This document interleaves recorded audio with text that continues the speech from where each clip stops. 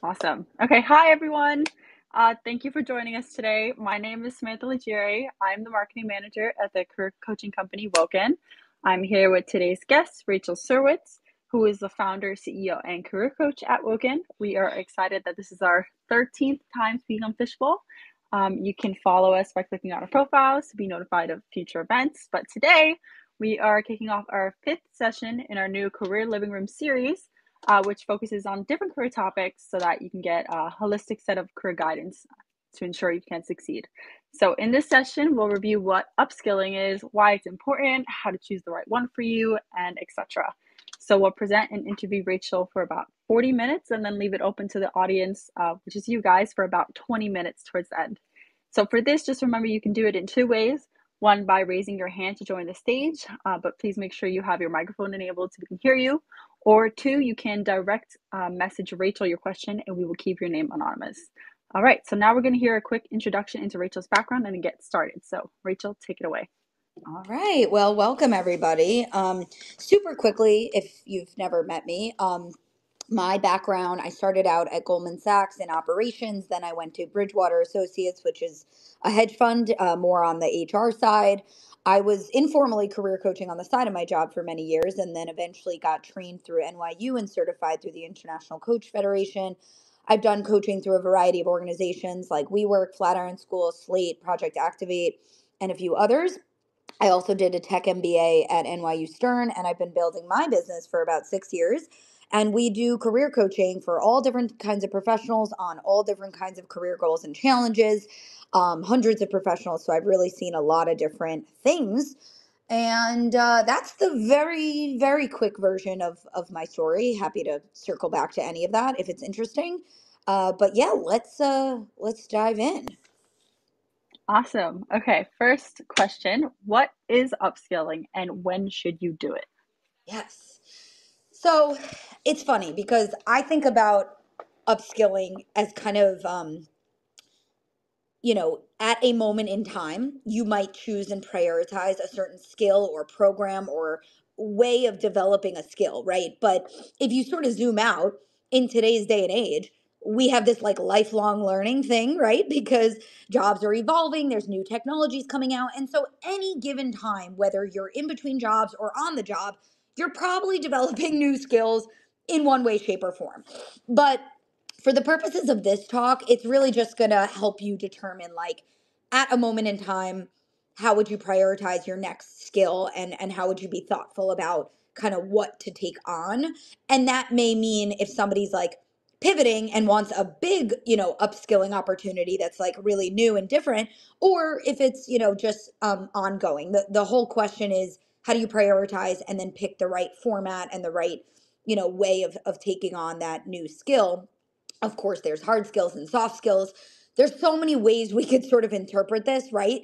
It's your growth and development, but you have to sort of ask yourself, at what point of time and in what capacity does this look like for me, right? There's some people that take on a very big formal boot camp or even a graduate degree, right? Or there's more smaller like self-paced learning or side projects. There's so many ways to get yourself exposed and developing your skills, right? So there's a lot of ways this could look, but in essence, it's that growth and development to help you pursue your career goals. And what that exactly means, we can apply this in many ways, but that's kind of like the broad way that I sort of think about it. Oh, Sam, you're on mute. That's so funny. Sorry, guys. So next question was, why should you do upskilling? What's the benefit to it here? Yeah, well, we can't say stagnant and then expect growth and promotion, right? So if you are trying to get a new job, right? If you're looking for the same job you've held in the past, you may even think about upskilling to show that you're getting exposed to a different industry. But if you're trying to make a slight pivot into a little bit of a different role, you want to show that you're investing your time and energy into growing the skills so that they're more willing and interested to train you. You show that you're already sort of committed to that path, and it shows that you know what you're looking for and you know what type of role you want, and you're putting in your own time and energy and sometimes money towards going in that direction. So for a recruiter or hiring manager, that can say a lot in your job search. um the other reason someone may do it is more of like a formal pivot, right? Like I've had a teacher who became a project manager and she did the PMP. I've had, a speech language pathologist become a UX designer and she did a lot of different training programs. So depending, if you're making a 180 pivot, there may be more of a big formal reason that you need or want, to do something like this. And so yeah, that's let me make sure I'm realizing I have notes here. I'm just riffing, and let me make sure I didn't miss anything. New role, job, right? Big or small, whether you're making a big or small change, and yeah, proving your commitment in that path, and of course, just promotion, right? So if you are trying to grow within the current job that you do have, you want to make sure that when you set goals, in conjunction with your manager, that they can see that you're actually developing towards those goals. So you may take on stretch projects or you may do some formal learning program to show that you're developing. But any form of an advancement, right? Whether it's for upward change or for another kind of change, any next step that you're pursuing, upskilling, is a way of getting you there, right? We have to sort of grow and improve to then be recognized in that new capacity that we want to earn, that we want to realize that next role, right? I love it. So basically, it opens a doorway for you. Oh yeah, So yeah. yeah, I love it. I've been looking into it myself. And I know you already touched on this, but could you just explain once again some of the ways people can pursue upskilling? Yeah, and I use this term in a very broad way because sometimes it could mean, like, I think people, the obvious way is some sort of like course or certification, right?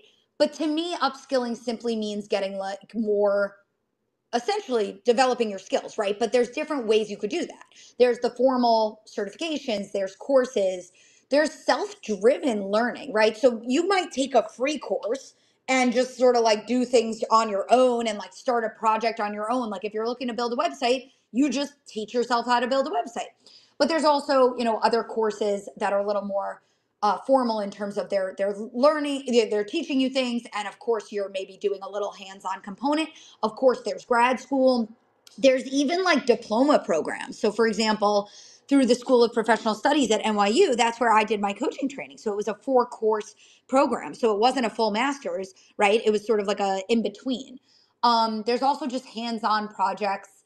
You could do a pro bono project. This is an amazing way if you're looking to pivot and you want to show that you can do a certain job and you want to be able to like get the hands-on experience to learn something. You can like go to a startup or go to some small business or go to, someone and say, what if I gave you 3 to 5 hours a week or 5 to 10 hours a week for 3 months and did A, B, and C project for you? Like, would you be open to that? And some, places, can are willing to treat you like, whether it's a fellow or an intern or whatever, an apprentice.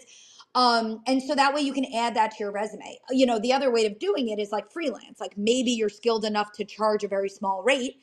And so if you charge a lower rate than other people, that gives you the ability to learn on the job, is just start charging for that. Or shadowing, right? Like, is somebody willing to show you how they do that thing? And also volunteering, right? So, it's funny enough, back in the day when I was working at Goldman, I did this program and it was through a nonprofit.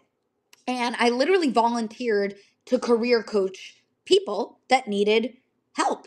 And I volunteered my time because I enjoyed it. And so, like, here I am now. And so sometimes just finding a volunteer capacity to get involved and lend help and build skills in that way is really an interesting way to lean in and test out your strengths and build that experience that you could get recognized for later. I even did a volunteer like social impact consulting program back in the day when I thought that's the job I wanted.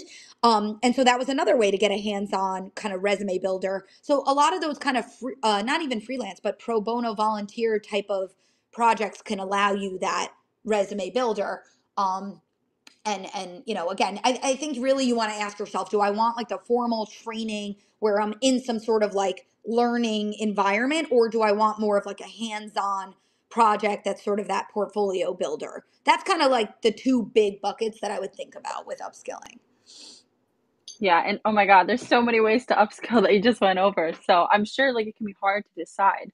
I know you have a process for it. You kind of already started touching on it, but I would just want to go back to step number one. So what is that? Yes. So this is the funny thing. When people try to dive into upskilling, they usually are just thinking about like, what skills do I think everyone's looking for? What are the hot skills like Excel and SQL and like all these random things that people are sort of like, I've heard about this and like people need this. And, we sort of think about it that way. What I would do is start by making sure you know what is your direction, what is your path, or what is your goal, however you want to think about it. Where are you headed next in terms of the type of role, the type of industry, and what are you really pursuing? Get clear on that. And we could talk about how to get clear on that. That's a whole other, process that we could touch on. And we've done actually talks on that. But you want to get crystal clear on where am I headed? And then you can sort of do like this skill gap analysis to say, where do my skills stand versus what do I need to adapt or develop or grow in order to prove and land that goal and pursue that goal. So it's you want to prioritize, what is most worth my time, money, and energy, and what is most reputable and credible and worthwhile, and what are hiring managers look for, or what am I manager looking for if you're going for promotion or a new job? What is someone else going to value the most in line with my goal? So just try not to pick out of a hat of like skills you think are hot or in demand. What skills are most important and relevant for your path that they need to see on your resume or they need to hear you talk about it in an interview? Um, yeah, that's kind of the way I would make sure you're starting with clarity on where you want to go first and foremost. Amazing. Okay, so now once you've honed in on that, what's next? Yeah. So when you're deciding on upskilling after you get clear on your direction, I like to think about research, networking, and reflection. You want to take enough time to be able to say, I feel like I've done enough of my homework to know that this, choice or this format or this type of upskilling is the best use of my time. So put in enough time to figure out like which way to go with upskilling, right? Don't just jump into, and well, sometimes there's value. Like you see an interesting course, you want to take it, sure. But if something's going to take you like time and money and energy, and sometimes there's so many different options out there. So just give yourself a moment to do the research, networking, and reflection to compare and contrast and figure out which opportunity makes the most sense for you. When you're networking with professionals who are in the roles that you're looking for or in the industries that you're seeking, you can do that skill gap analysis, right? So, like, what are they looking for versus what do you have? And sometimes you need to even go deeper to say, to what extent do they need to see? Like, do they just need to be familiar with this skill, or do they need to see that I'm an expert with this skill? Or am I going to have some technical interview where I'm going to have to prove that I can literally do this type of coding or whatever it may be? Um, so, to what extent do you need to have familiarity or expertise in each of those skills, and prioritize what is the most important one for me to work on next? You don't have to work on every skill all the time. Prioritize what is your next most important one. And then you want to really do that networking to ask them, like, what have you done to upskill? What have your colleagues done? What do you recommend? Like, what is worth it? Especially if you're going to take time or money, get those recommendations from other people who have done it or who are those hiring managers and they know what they're looking for. Sometimes if you're making a big pivot, a certain name of a program will tell them that you have enough training because they trust and know the brand of that boot camp or whatever it may be, right? So networking, at least one, if not two or three or four or five calls with people, informational calls with people in your target roles, in your target teams. Even recruiters could have an interesting perspective on this, but have a few calls. That's going to make sure you understand the dynamics, the nuances, and the reality of what is most worth your time. Awesome. Okay, on to step number three. So I believe it's researching up next. So Rachel, can you really explain what aspects you should be paying attention to here? Whether it's the format, length, cost, duration, reputation, what are your key Yes. ones? So say you're like debating a certain program or whatever it may be. And I see we have a hand. So Pradeep, just hold your question. We're going to get to Q&A probably in the last like 20 minutes or maybe longer, but just hang on to that question. So what you would look into if you're looking into different programs, format is one thing, right? Do you want group discussion? Do you want a TA? Do you want it to be video? Do you want it to be live or recorded? Like, is it in person? Is it virtual? Like, what is the format that best serves you? Should there be some hands-on homework, quizzes? Should it build a portfolio? Some of these boot camps really, they pair you with a real life client and to work on a project so you can showcase your work. So what format are you going to best learn, right? What's the length of the program? Does it have structure and accountability, or is it more self-paced? What's the cost? Reputation, right? Do people look at that program fondly and favorably in the market, in the industry? Those are just a few. I mean, you could, of course, talk to people who have done that program before, right? So that's always a great rule of thumb. But yeah, those are just some of the things you could also look at. Like, do people land jobs after this? Some programs, if they're bigger boot camps, come with some career coaching on the back end, right? So where do people go after doing this? You could even do a little research, right? How hard was it to land their next job after this program? Especially for if you're going to do a big sort of upskilling, you want to look at things like that. If it's more of a smaller type of experience, you may or may not need to know that. But where is it going to get me, right? Like, is it going to push the needle? Is it going to get me where I want to go, really? And what format works the best for you and your style? Those are just some of the factors. I'm sure there's more, but those are some of the big ones you can start with and ask yourself, what's important to you besides for the length or the structure or the accountability or the cost? Is there a group component? Is there individual components? Format, all that good stuff, reputation. Those are the big ones, and I'm sure there's more that will arise as you start to look into it. Awesome. Okay, so lots to analyze there. So now after you've researched and done all of this, how do you come to a final decision? Yeah, you know what? I think after you've done a little bit of research, networking, and reflection, it's just a matter of like compare, contrast, prioritize. You can always do other sort of things in the future.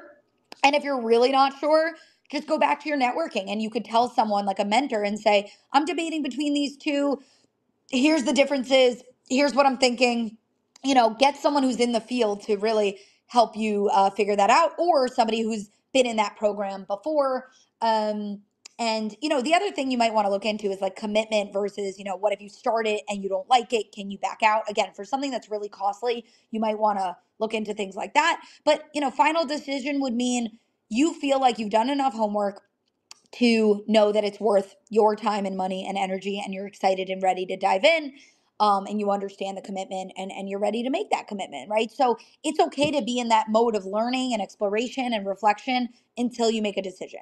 If it's a lower cost, lower commitment thing, you probably don't need as much time to go into that. But for any big decision, it's okay to take some time to just try to look into the options, right? And if you're still not sure, chat with a coach, a mentor, a peer, and usually just thinking out loud a little bit will help you surface like, do you have unanswered questions, or like, is there a concern or a hesitation? And those are usually very valid things. So if there's still something on your mind, just go get that answered or resolved in some way.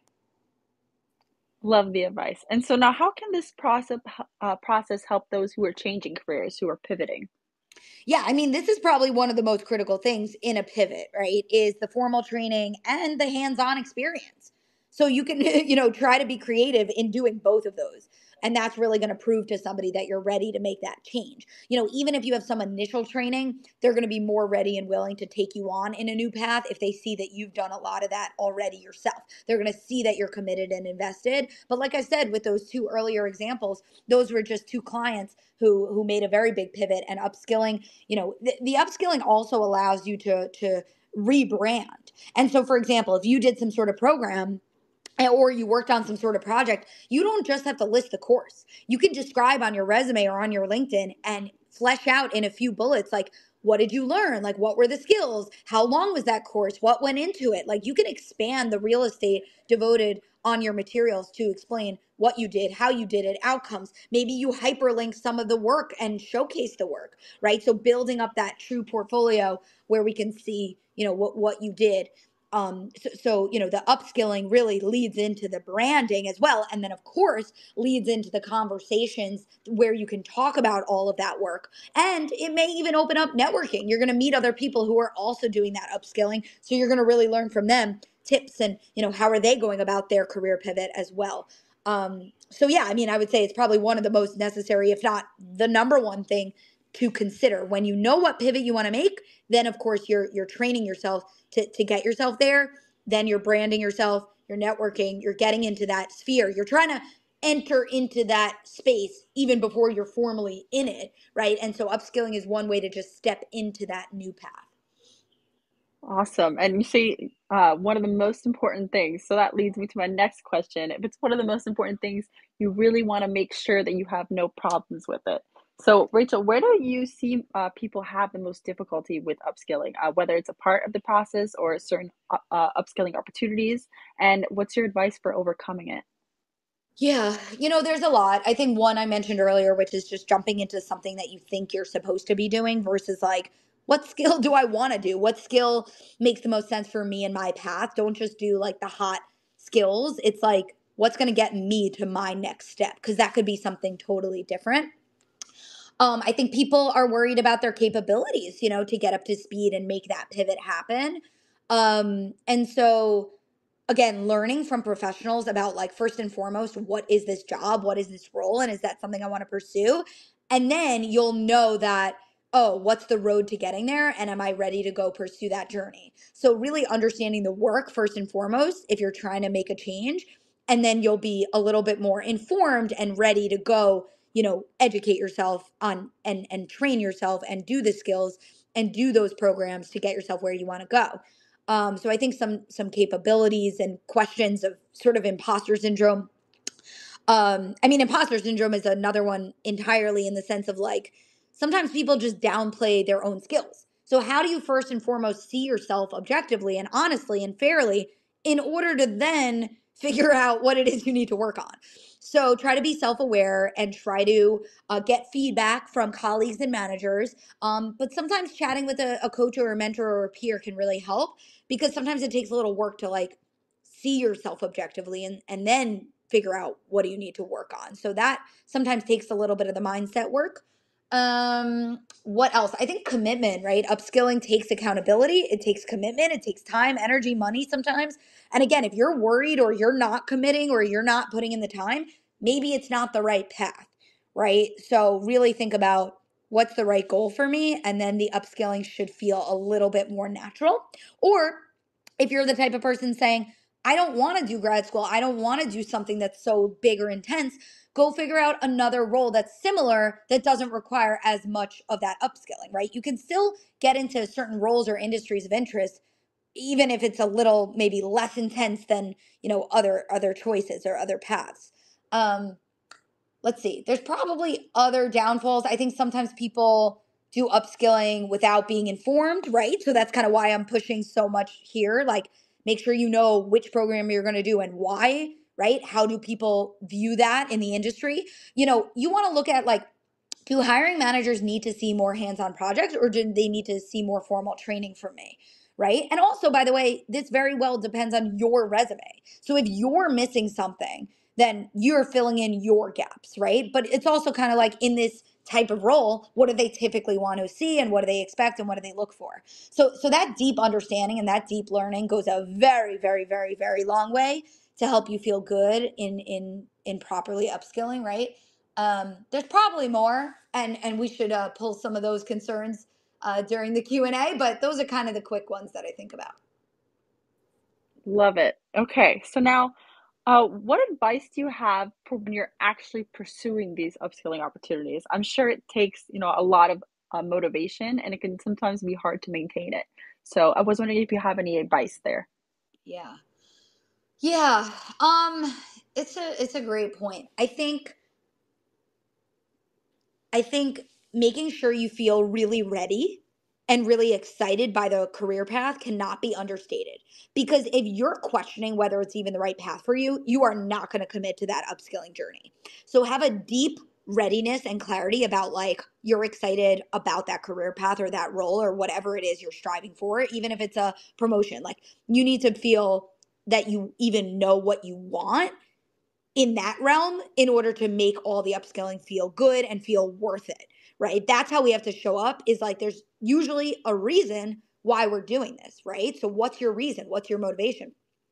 Other than that, we actually had an entire fishbowl talk, so you guys should find the recording on accountability in general. So accountability and the mindset go hand in hand. What's the ultimate goal, purpose, motivation, and reason and impact? And why are you doing this? Why do you care about this? What's it going to get you in the end?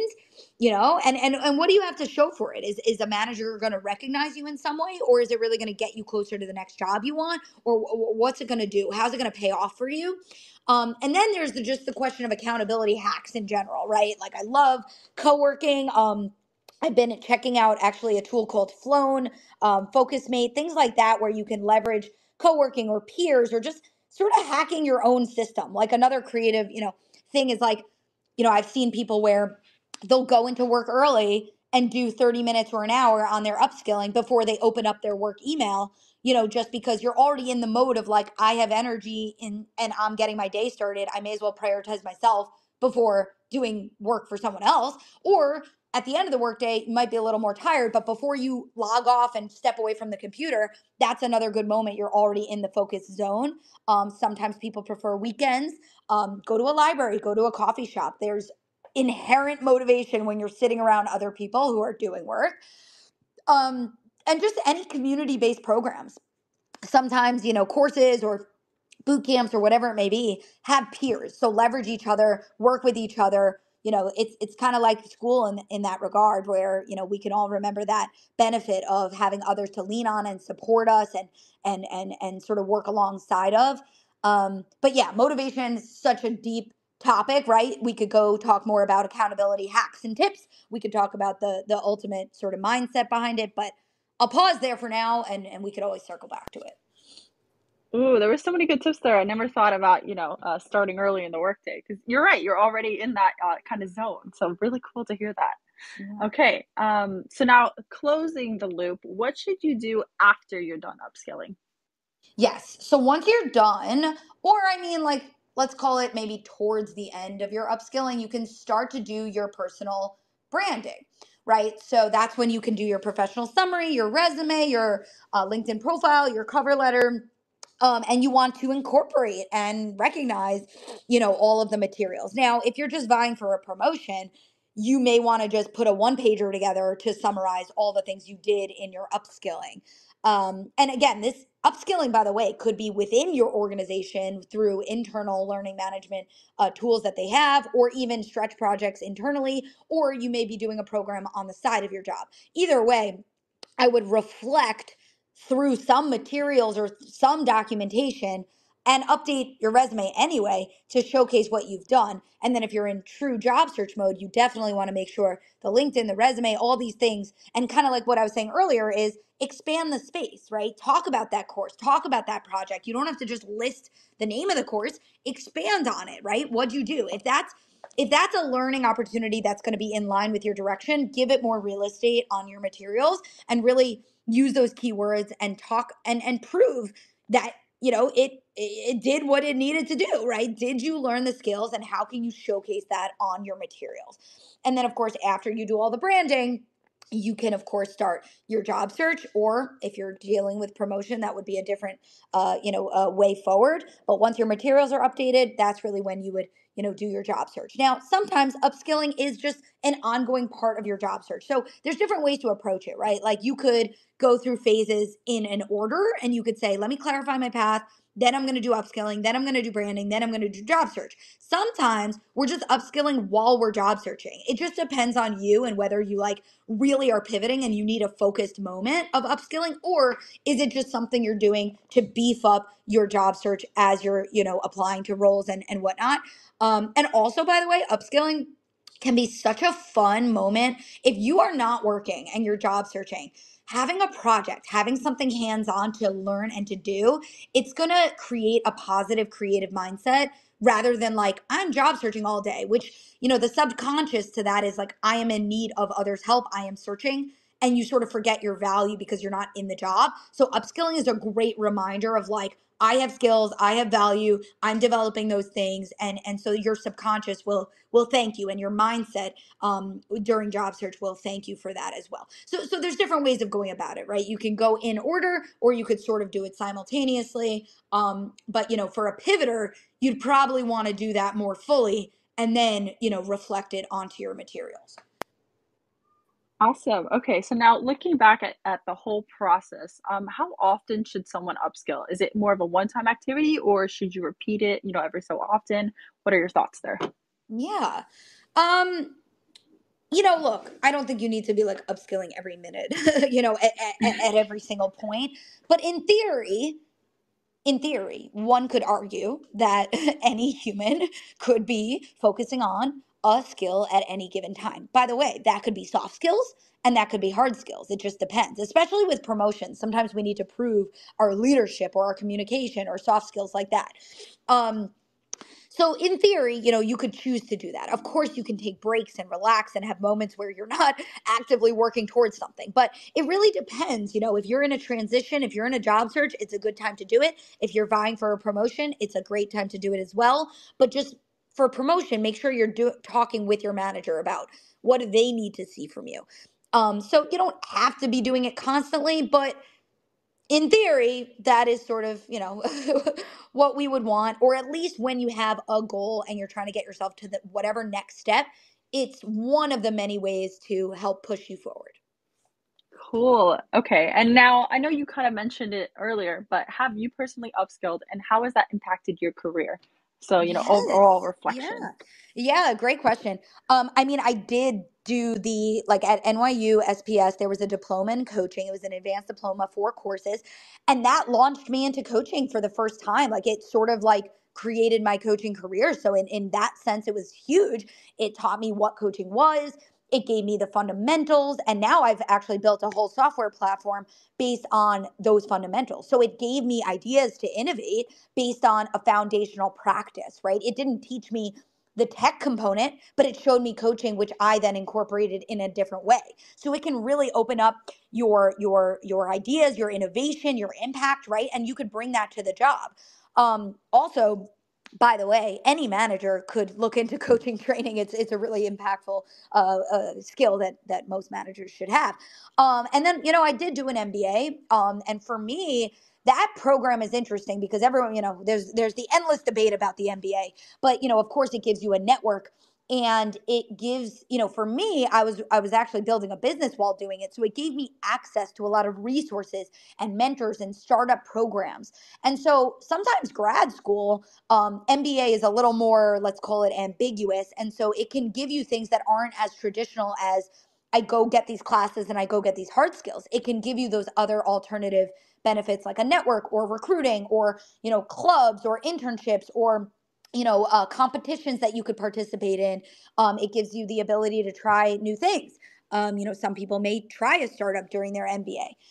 So grad school can give you some of those opportunities, but of course that's a very big, expensive thing. So be very thoughtful. And actually, we just launched a quiz on our website. If you're debating grad school, you should check it out. Our website is iamwoken.com, and we just launched a quiz that it helps you decide if you want to pursue grad school.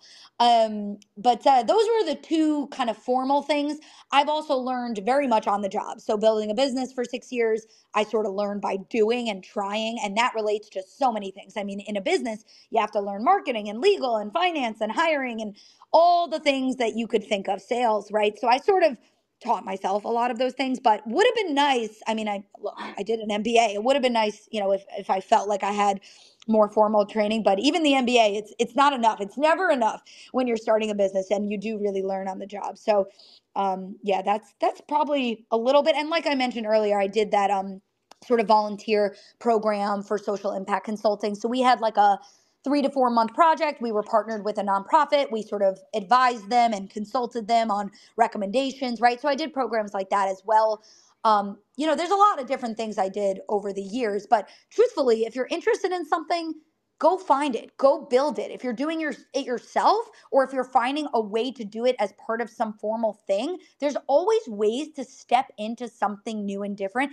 If you're interested, go find it. There's going to be scrappy ways that you can just like step into that and try it. And then eventually, like, you'll get more opportunities to do that in other bigger, better ways, right? But don't like wait necessarily for the job to be given that opportunity. Like, just go start doing it now in like some way, shape, or form, right? And so you got to be a little open and willing to sort of get scrappy, and sometimes that's a little uncomfortable, vulnerable, right? It can be a little more entrepreneurial, but I would just like, don't wait for the job to be given to you. Just like go find ways to learn those things.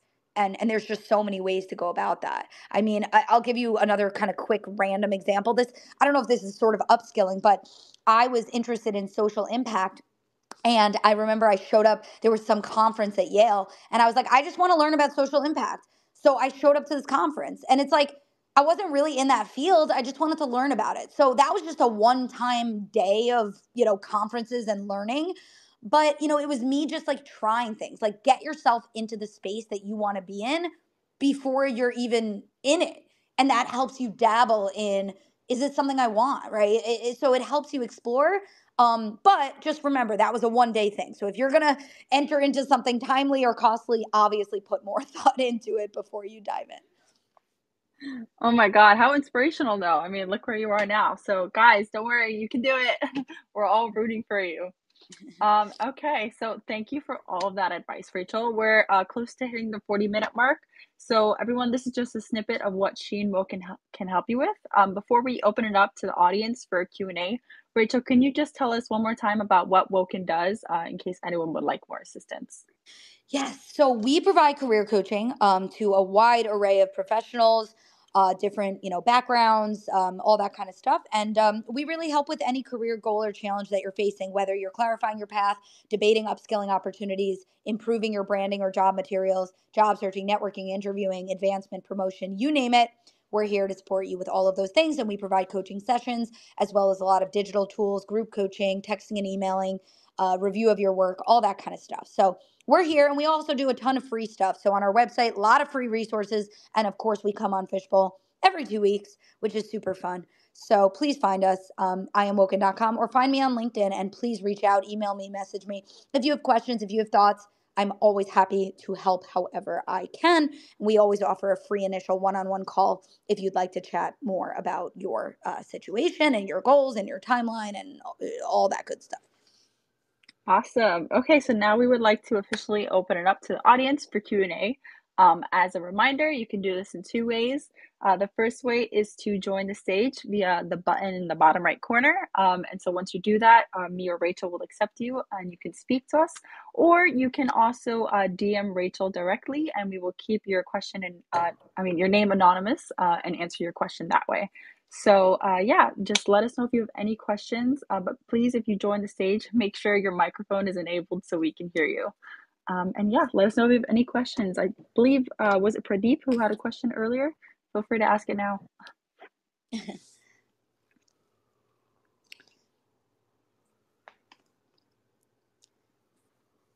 Yeah, in the meantime, we can keep riffing on this topic. But please do raise your hand or send me a DM if you have questions. I'm happy to answer them. Sam, what else do we have on the docket? Yeah, so in terms of upscaling, right, should you be doing that for a long-term career path or a more short-term career goal? And Yeah. also, yeah, hmm how far in advance should you be doing this? hmm So personally, I like to think about short term, because how do we reach a long term goal? We have to do that incrementally. We have to do the building blocks. We have to have a step by step, way of getting there. And so you'll eventually reach that long term goal if you think about what's next for me, right? And how do I get there? So that's kind of why I like to focus on the short term. It's okay to ask yourself, where do I want to be in the long term? But the question is always, what's the immediate next step, right? How do I get there, right?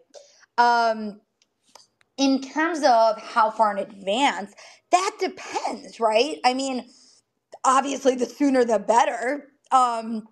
Truly, probably that's the best answer I can give you. But it really depends on what your goal is, right? If you're looking for a new job or a promotion. Well, what I will say is for promotion, you want to think about things a year ahead of time. You want to set goals, work on developing towards those goals, and promote your progress at least once a month for a year. And then by the time it comes time for promotion, that should be a no-brainer. So that is kind of how I think about like promotion timeline. But upskilling, it really depends on, sometimes people have more time and they say, I'm free for the next 6 months, or I have time on my side. I have financial runway. Maybe I'm not working and I want to dive into some bigger program, right? So everyone's different of like, do you need to find a job quickly? Do you have time on your side? Are you doing this on the side of a job, right? So there's every timeline is a little different, but truly the sooner the better. And again, it just really depends on how much time you want to devote. When do you want to achieve your goal?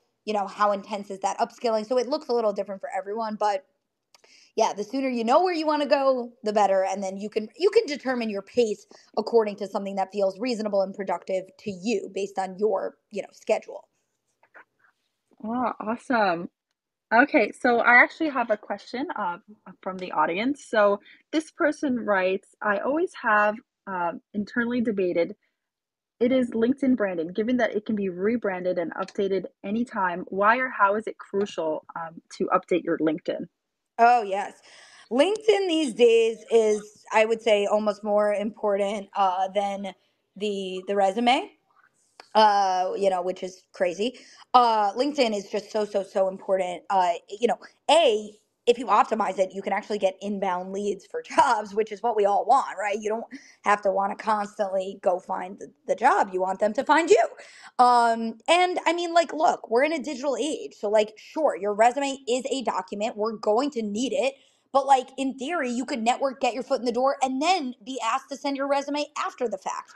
You don't only want to rely on the resume to get you the foot in the door, because we all know with these ATS systems, I see people getting rejected for jobs they are qualified for because of these online tools, right? And so the resume is sort of the afterthought to some extent after you get yourself your foot in the door, right? So LinkedIn, in today's digital age, it is the resume, but it's better because first of all, there's no page limit.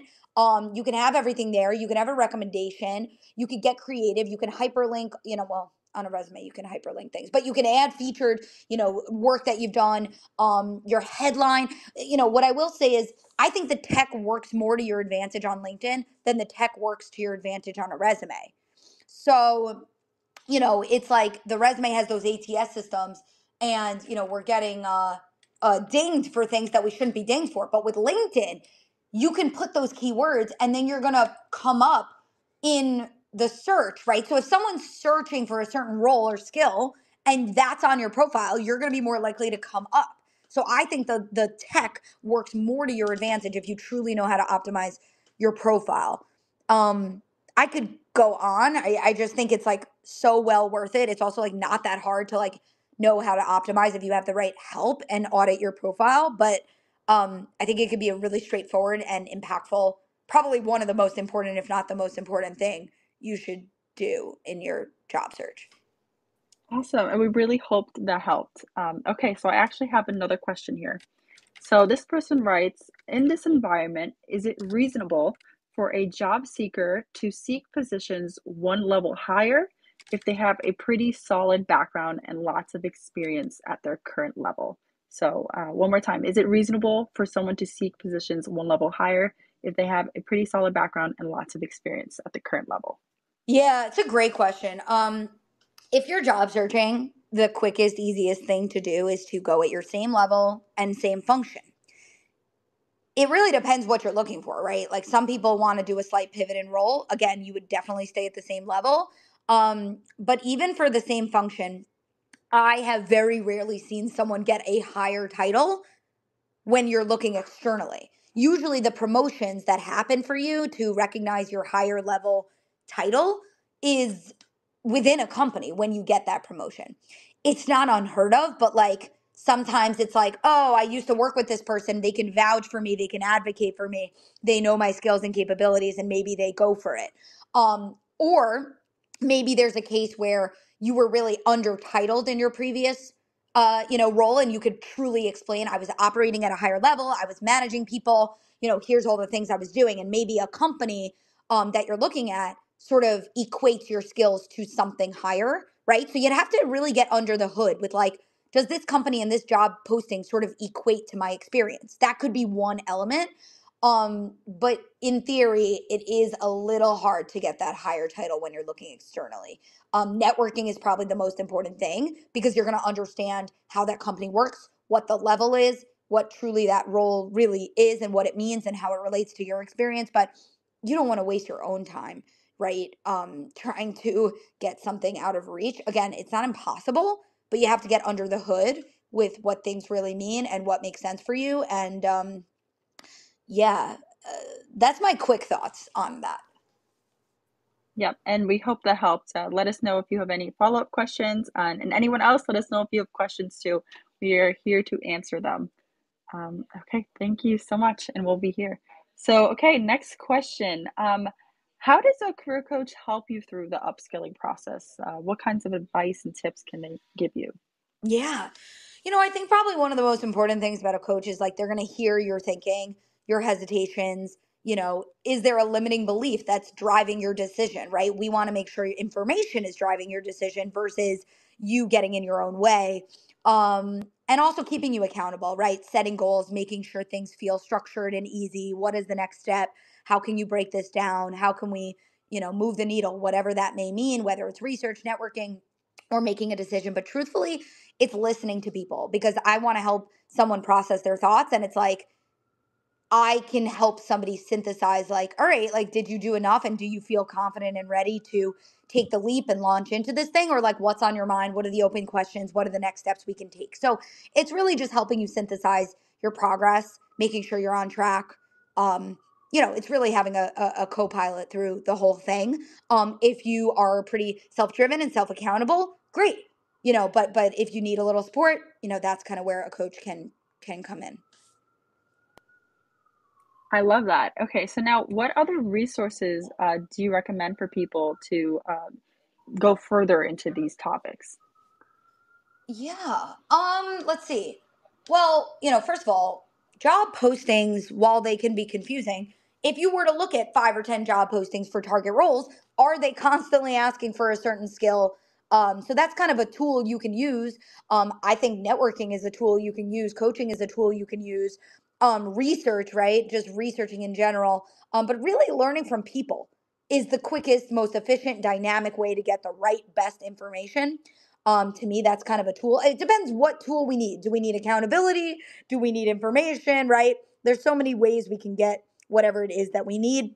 Staying organized, so I don't mind a good Google Sheet. Maybe you have a table, you're comparing certain programs, right? Columns for each of the components or criteria and the rows for each of the programs. And then you just map it out. And then you can start to really compare and contrast and prioritize. Another thing you could document is your skill gap analysis, right? So what are the skills they're looking for versus where do I stand? How does that help you understand, your next steps? So I love any good document that's just going to help you map it out. What else? I It think you depends. also have an article too, What's which that? was really Yes. Oh helpful. yeah, I have a few blogs that go through like how to decide on your next upskilling decision. I do have the quiz if you're debating grad school. So we have a bunch on our website as well.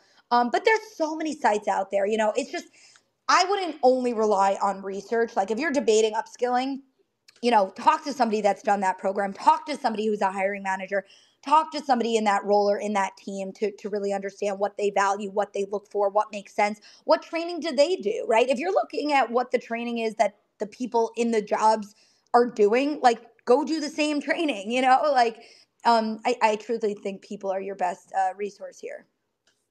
Love it. Okay. And so I remember in the beginning of the process, you mentioned how clarifying your best fit career path is essential, really is the first step here. So going back to that, where do you see people trip up the most when trying to do that? Since it's such an important step, you want to make sure that you really take your time with it.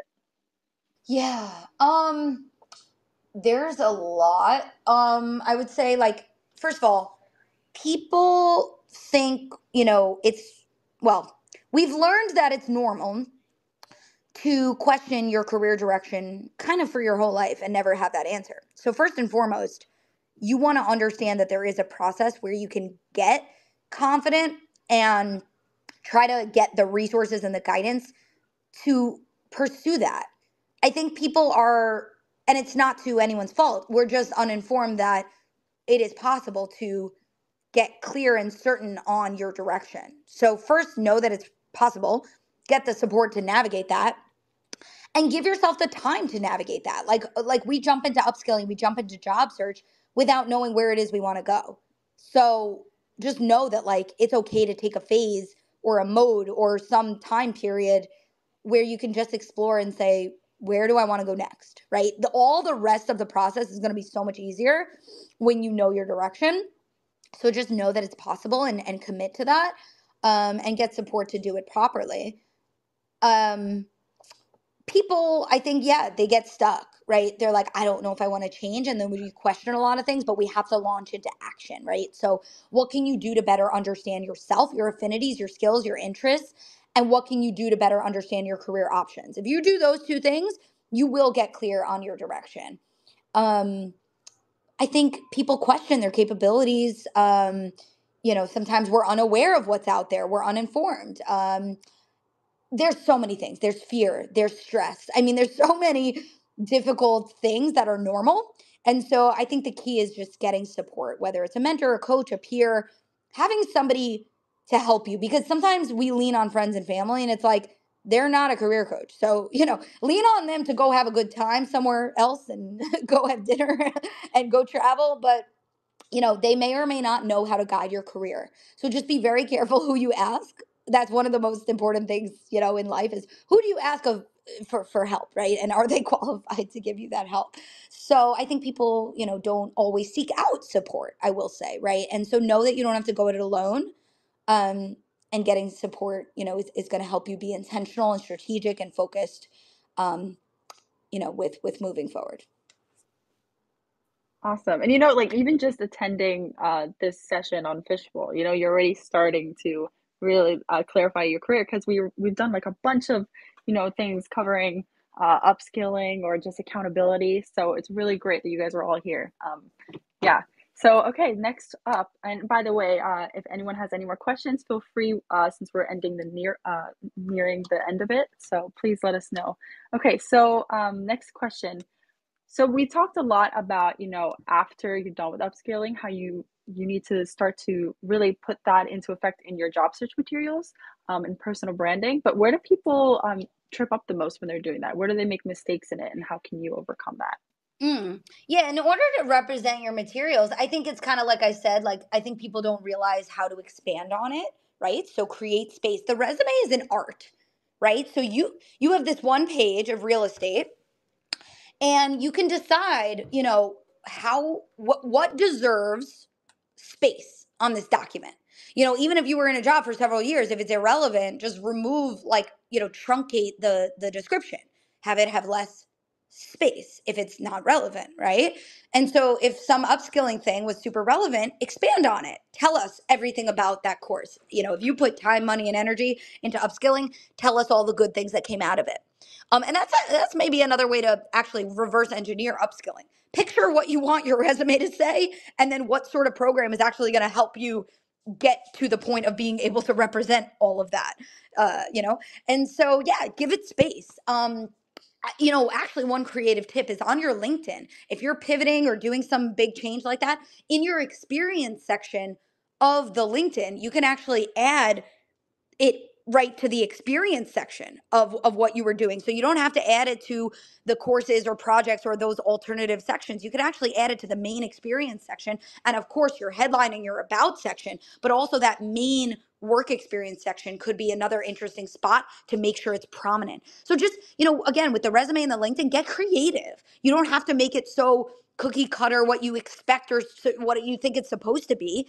massage things to make it, get creative. What do you want to bring to the forefront, and where? What's at the top of the LinkedIn profile, versus where is it on your resume? Is it at the top? How much space is it taking up? What is your professional summary? That's an amazing part of branding, where you get to explain who you are in your own words so that someone doesn't have to guess who you are. People struggle with the summary because you make it like generic and then it just doesn't do anything for you. But if you can really make it a powerful, concise, authentic, clear version of what you want people to know about you and really work on that, it can go a very long way, and it can be very useful in that way as well, especially with upskilling. You can call yourself what you want to call yourself. So if you're becoming a data professional, you can say that. And like, of course, you're not going to lie, but like, you're not going to say it before you have that skill. But the point is, even if you haven't had that job, but say you've upskilled for 6 months, I think you can call yourself a data professional. It is their job to understand your level of capabilities. Maybe you call yourself a data coordinator or data analyst. Like, what is the level that makes sense given your skill set? Now, that it also compels you to get the right understanding of what level skills are required for the job I'm looking for, and when can I start to call myself that. Get enough. Maybe you have 3 projects under your belt that you did on the side of a job or during your job search, right? If you can say you did this thing 3 times, right? Can you show something for it? Can you start to use words that embody your current skill set, right? Even if you're doing the upskilling, how do you describe that you are already that type of professional? So the summary, the resume, the LinkedIn, of course, the cover letter, the body paragraphs, you can explain a relevant project story to what it is you want to highlight. So even if it was in an upskilling, you could take a paragraph of your cover letter and explain the story or explain the project if it's relevant to the jobs you want. So there's an art to it, right? What do you want to highlight, right? And that's really a choice and a decision. Love it. And thank you for all of the advice. Since we only have a few minutes left in the conversation, we're going to start wrapping up. I'll share where you can find me, and Rachel will share where you can find her at Woken. So you can connect with me on LinkedIn by searching Samantha Legere. And Rachel, where can people connect with you in Woken? Yes. So on LinkedIn, you can find me. It's just type in my name. Our website, iamoken.com. Again, we always offer a free initial call. You can email us, team@iamoken.com. You can DM me on Fishbowl. You can DM me on LinkedIn. You can find me in any of these places. We also have social platforms on most of the other most social media sites. We're usually at Woken or at Get Woken is probably it. So please find us, and we always like to put out quick videos and tips and things like that. And we'll be back with Fishbowl soon for our next topic. Let me look it up. We're going to be here on the 14th. Job searching efficiently, strategically, and effectively. So that is a big, big topic. But we always open up the Q&A to really anything that's most helpful. So please find me, reach me. I'm here to help. And I hope this was helpful. Yes, thank you all for joining. This is the end of our discussion. So we look forward to seeing you again at our next one.